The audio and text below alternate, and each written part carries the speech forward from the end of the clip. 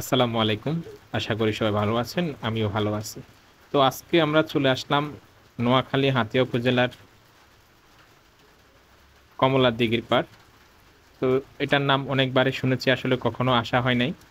তো আজকে যখন সুযোগ হলো তখন আসলে চলে আসলাম একজনকে নিয়ে।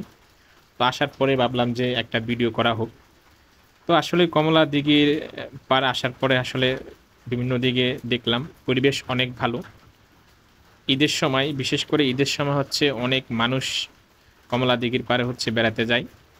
এছাড়া ঈদ ছাড়া অন্যান্য সময়ও মানুষ যায়। এখানে গিয়ে মানুষ হচ্ছে অনেকটা সময় কাটায়। বিশেষ করে ঈদের সময় অনেক মানুষ তার পরিবার নিয়ে যায়। তারপর হচ্ছে অন্যান্য সময় মানুষ তার পরিবার নিয়ে, বন্ধু-বান্ধব নিয়ে আসলে ঘুরতে যায়। তো দেখেন, আমিও আসলে ঘুরতে গিয়েছি।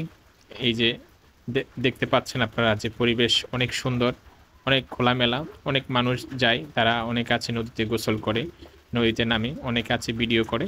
তো আমিও আসলে কিছু ভিডিও করলাম আরকি। তো এখানে আসলে দেখেন মোটামুটি সমুদ্র সৈকতের মতো, কক্সবাজারের সমুদ্র সৈকতের মতো একটা অবস্থা। আপনি গেলে ভালো একটা ভিউ কিন্তু এখানে পাবেন। মানে আপনার যারাই যান এখানে হচ্ছে এটা খুবই মনোমুগ্ধকর একটা পরিবেশ থাকে। অনেক মানুষ গাড়ি নিয়ে আসে এখানে। ঠিক আছে? এখানে বসার মতো, তারপর হচ্ছে দোকান আছে, অনেক কিছু আছে। এখানে আছে আপনার হচ্ছে ঘোড়ার গাড়ি।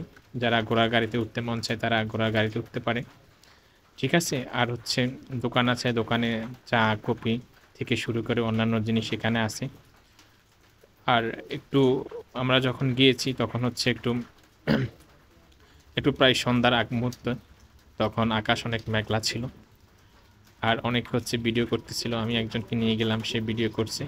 এই যে ঘোড়ার গাড়ি দেখছেন আপনারা, ঘোড়ার গাড়ি বলবেন, এটা একটা ঘোড়া। তো এটা দিয়ে তারা হচ্ছে ইনকাম করে। সর্বোপরি হচ্ছে কমলা দিঘির পাড় আমার কাছে মনোমুগ্ধকর এবং খুবই ভালো লাগছে। আপনারা চাইলে এখানে